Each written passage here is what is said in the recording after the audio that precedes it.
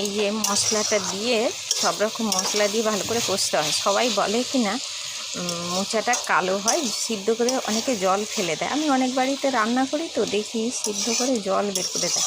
আচ্ছা বন্ধুরা, তাহলে কী থাকলো? সিদ্ধ করে যদি মোচার জল ফেলে দিলাম, আয়রনটা কোথা থেকে থাকলো? আর এতে মোচার থোড়, মোচা ওই যে ভেতরের যে এটা, হ্যাঁ কী বলে ওটা জানি না, বলবেন কী বলে, ওতে তো দেখি আয়রন বেশি করে থাকে।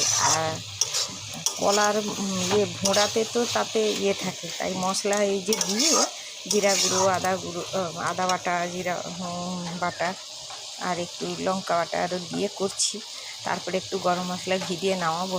দারুণ লাগে খেতে। কাদের কেমন লাগে জানি না, আমার তো ভালোই লাগে। দেখতে থাকুন বন্ধুরা, এত সুন্দর করে জিনিসটা করলে কেমন দেখি তারা সিদ্ধ করে জল বের করে দেয়। এই যে কষতে হবে, এই যে জিনিসটা দিয়েছি মশলাগুলো, এই কষাতেই দেখবেন অর্ধেক সিদ্ধ হয়।